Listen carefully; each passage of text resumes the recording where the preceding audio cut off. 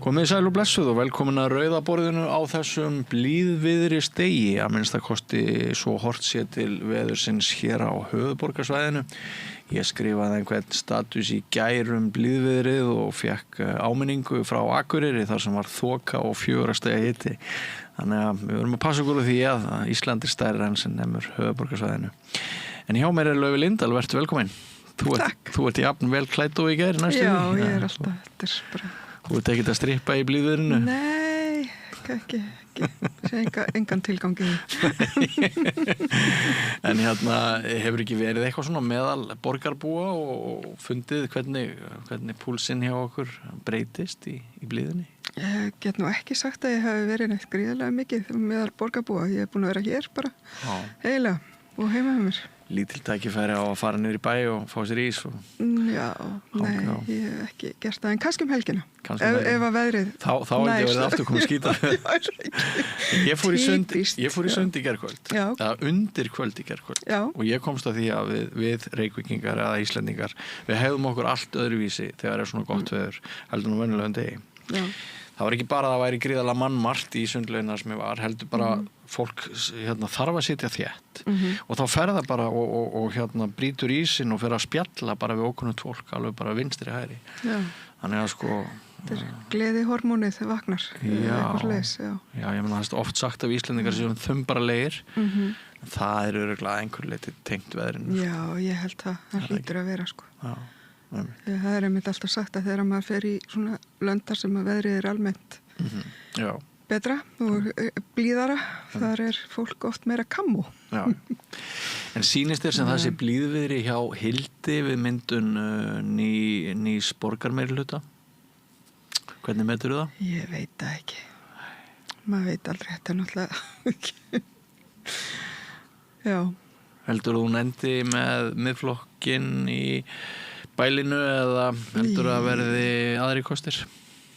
Ég bara þori ekki að segja það. Ég veit ekki hvað er að gerast hjá Hildi. Þannig að ég held að ég bara treysti mér ekki til að spá fyrir það. Sko. Segir pass? Já, eiginlega. Og ég veit það ekki. En segir við pass gagvart þessu hörmulega fréttamáli á Suðurnesjum að það sem kann að vera að lögregla hafi kveikt í veikum manni með rafbyssu? Nei, mér finnst það bara við náttúrulega ræddum þetta aðeins inn í gær, þetta er náttúrulega alveg ömurlegt mál og bara mjög þetta er náttúrulega áhyggjuefni að þetta geti gerst og að með þú veist, mann er náttúrulega sýnast að vera einhvers konar gáleysi en ég veit ekki, svo sem ekki þá er náttúrulega eftir að rannsaka þetta eitthvað og fara í sauman á hvað fór úr skeiðis. Já. Nú hafa allir fyrirverandi þingmenn í dag verið að blanda sér í þessa umræðu. Einmitt. Og við á Samstöðinni, við skrifum stundu fréttir. Já. Við birtum eina frétt í morgun þar sem að fyrirverandi þingmaður heldur í fram að þegar Jón Gunnarsson fyrir dómsmálaráðherra ákvað að hleypa rafbyssum inn í landið og í hendur lögreglu að þá hafi það verið ólögmæt ákvörðun. Já, einmitt. Ég sá, var það ekki Þórhildur Sunna sem þú veist að vitna til? Já, einmitt. Já, ég sá líka Halldóra Mogensen var skrifa eitthvað þetta. Já. Líka og einmitt myndi á það að Píratar höfðu staðið gegn þessu á þingi á sínum tíma. Já. Og ég hef lesið raddir málsmetandi aðila sem að vilja að lögreglan verði svipt þessum vopnum tímabundið á meðan rannsókn á þessu atviki fer fram í kirkjugarðinum þannig. Mér finnst það ekkert óeðlilegt sko. Nei, það er mikil ólga í fólki og ég held sko að þessi vopnvæðing lögreglu hún fór fram í andstöðu við vilja almennings. Já, ég held að það sé nokkuð ljóst. Já, og núna bara blæs upp í fólki svona ákveðin andúð eðlilega sko. Já, einmitt. Já, þetta er bara háalvarlegt mál og ég vona að þetta verði rannsakað ekki bara af lögreglunni, heldur frá einhverjum óháðum aðilum. Já. Einmitt. Svo hérna því að sumarið nú svona framundan, vor og ferðaþjónustan hérna náttúrulega fer að komast í hérna steragýrin að sko, ég heyri það líka að fólk svolítið að hafa áhyggjur af til dæmis hérna frétt sem var í dag með við erum dýrasta land í heimi, kemur ofan á það að sko 50 hver erlendur ferðamaður núna segir að Ísland hafi ekki verið þessi virði að heimsækja það, en það hlutfall var bara held í 11% fyrir ári. Þannig að sko við erum hérna hittir þú oft erlenda ferðamenn sem koma til Íslands? Ekki prívat og persónulega, ég náttúrulega voða lítið á ferðinni fótgangandi í miðbænum, en hérna svona þegar maður ferðanga þá hérna náttúrulega sér maður ferðamennina, en hérna ég hef ekki spjallað við marga. Nei. En maður náttúrulega sér alveg, og ég veit náttúrulega alveg að Ísland dýrt. Já. Og maður hefur náttúrulega orðið vitni að líka gífurlegu okri. Já. Og einhvern veginn sko, ég veit ekki, við náttúrulega vorum alltaf þekkt sem svona land sem að fólk leitaði til vegna menningar, vegna tónlistar og svona, en það hefur einhvern veginn ekki beint verið sko haldið utanum þá ímynd, finnst mér. Nei. Með svolítið græðgisvæðingin hafa tekið yfir. Já. Svona svolítið einhvern veginn þessi pakka ferðamanna dýll í staðin fyrir fólk sem að vill koma og upplifa menningu, og svo náttúrulega miðbærinn hefur svolítið verið, er orðið svolítið einsleitur líka. Það eru svona farnar minni verslanir sem voru með svona kannski skemmtilegri vöruúrval. Já. Og komið svolítið mikið af svo kalluðu lundabúðum. Já, einmitt. Við þurfum að passa okkur í ferðarþjónustunni. Já, einmitt. Ég myndi vilja svo miklu meiri svona menningar starfsemi það sem fólk að koma til þess að upplifa einmitt íslenska menningu sem að hérna kannski fólk leggur mismunandi skilningi í. Já. En eins og tónlistarlífið okkar og svona sem náttúrulega alveg einstakt. Menningarsenan drjúg, en ég held sko að svona megin aðdráttaraflið hafi verið íslensk náttúra. Já, en við þurfum að hérna náttúrulega gæta þess að fólk upplifi sig, þá okkar gestir upplifi sig sem ekki einhverju kraðaki í íslenski náttúru.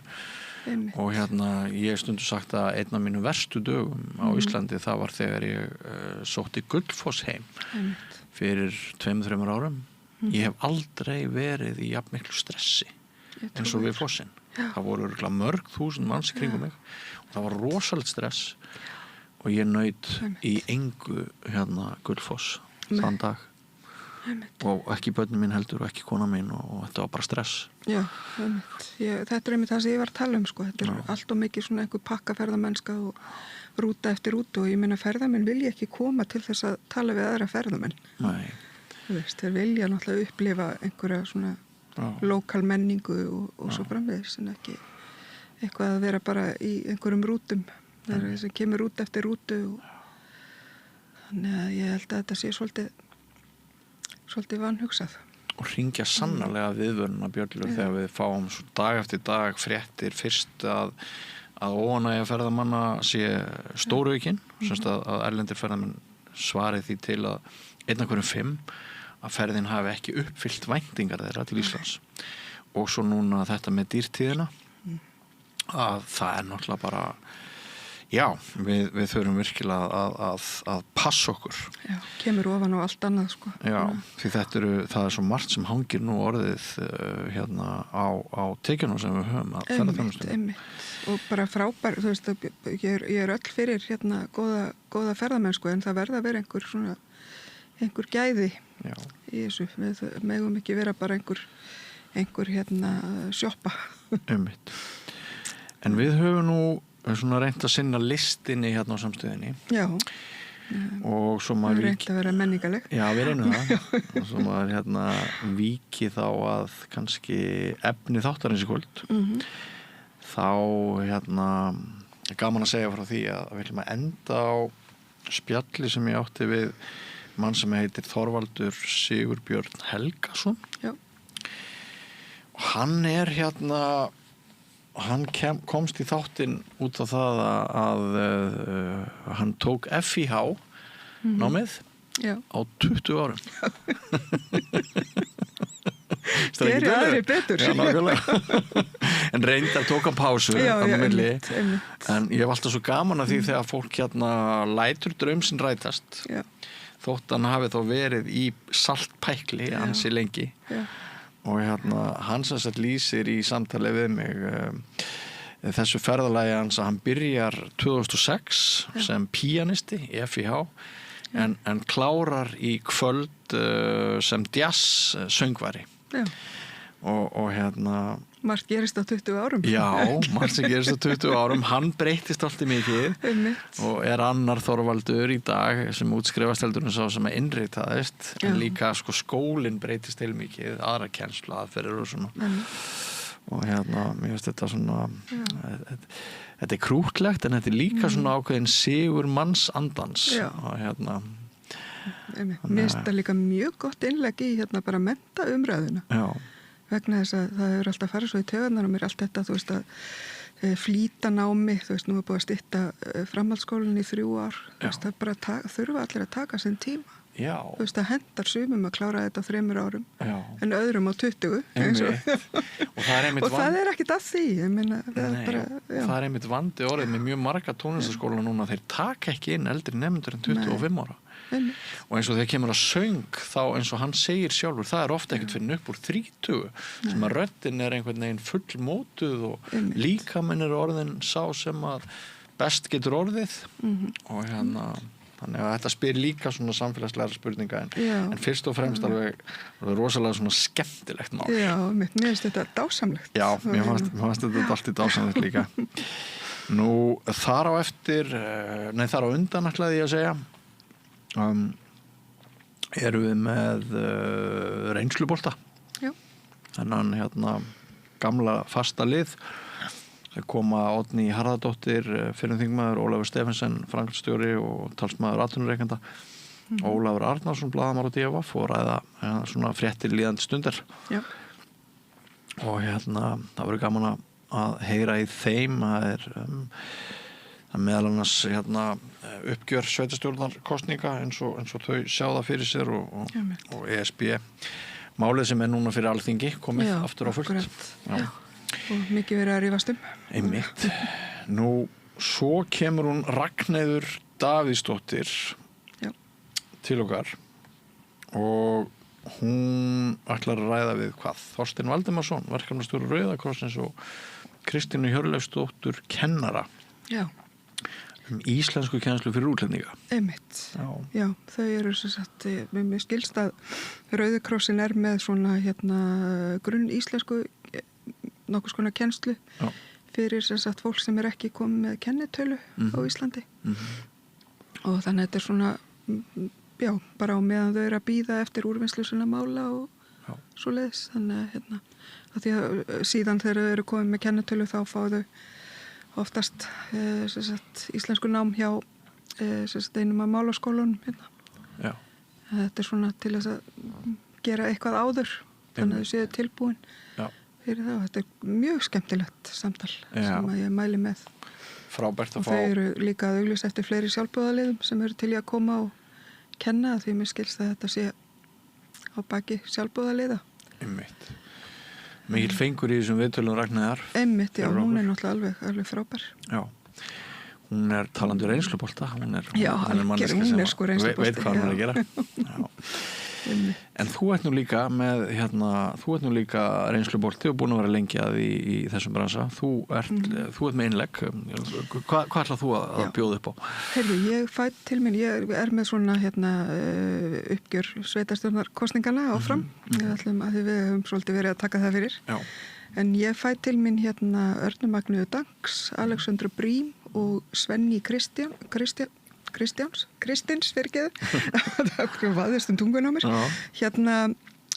sem sagt og það er alltaf að tala við mig svona, þær voru alltaf sem sagt á listum fyrir sveitarstjórnarkosningar Svenni í Hafnarfirði fyrir Vinstrið Arna Magnea var í fyrir Vinstrið í Reykjavík og Alexandra Brím fyrir Pírata í öðru sæti En Alexandra náttúrulega hefur líka starfað sem forseti borgarstjórnar og verið lengi í borgarmálunum.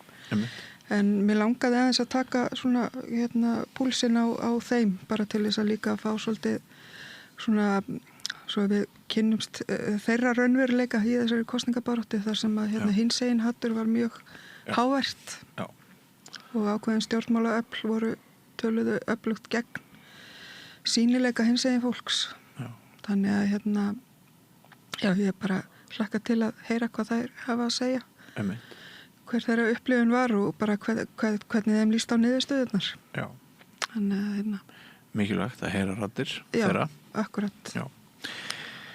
Og þá ekki annað eftir en að bara kynna byrjun þáttarins. Já, það var í þínum höndum. Já, í mínum höndum. Kemur nú maður sem nú ekki leiðilegt að tala við. Hann Brynjar Karl hjá Körfuboltafélaginu Aþenu upp í Breiðholti. Alltaf stuð í kringum Brynjar. Það alltaf stuð. Já. Og það getur allt gerst þegar maður tekur viðtal við hann. Já. Það hann sem sagt grætur nú ekki held í meirihlutaskiptin því að það hefur nú verið hvasst á milli hans og forráðamanna Reykjavíkurborgar. Já. En það ekkert endilega sem segir honum að það verði neitt betra. Nei, ég veit. Þetta var það sem ég beið eftir sko. Já, en hann mætir sem sagt svolítið reiður til leiks. Já. Og hann segir að ef Reykjavíkurborg ætla að halda áfram að koma fram gagnvart stelpunum hans sem eru börn, foreldrar sem ekki eru fæddir á Íslandi að langmestu leyti, sko, 80-90%, að þá sé hætta á alvarlegum rasisma. Já.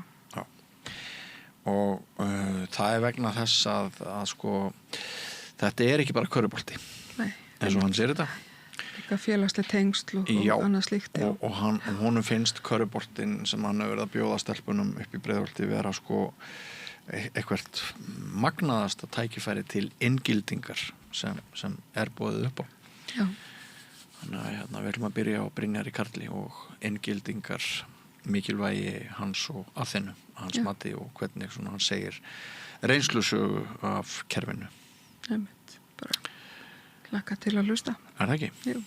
Ég vil þá ekki bara fara að setja í gang. Jú, það ekki bara? Já, bara svona rétt að minna ykkur hlustendur og áhorfendur á það að ef þið hafið ekki komið í verk að styrkja samstöðina þá nú þessi blíðuveris dagur, hann hentar vel til þess. Og þú getur farið inn á vefslóðanasamstöðin.is og fundið þar áskriftarhnappinn og fyrir að þessi 2750 krónur á mánuði þá getur þú sagt vinnuðinum að þú stoltur eigir svo litið í samstöðinu og styrkir okkur áfram til góðra verka þannig að við höldum áfram að búa til dagskrá fyrir þig. En höfum þessi orð ekki fleiri. Takk fyrir komuna, Laufey, og hlakka til að sjá þína vinna á eftir. Og örfáar auglýsingar en svo hefjum við leik. Kennsluaðferðir hafa þróast mjög mikið síðustu 30 ár. Og Ísland getur ekki verið eina landið í Evrópu sem að færir sig tilbaka þessi 30 ár til að koma til móts við þær aðferðir sem við miðaldarfólkið þekkjum og könnumst við úr okkar skólagöngu. Við viljum að skólarnir okkar þróist, séu virkir í nútímanum og jafnvel leið okkur inn í framtíð. Mótum framtíðina saman. Kennarasamband Íslands. Samstaða skilar árangri. BSRB, afl í þágu almennings. Öflug verkalýðshreyfing lykillinn að öflugu samfélagi. Alþýðusamband Íslands, samstillt barátta í þágu launafólks í meira en heila öld.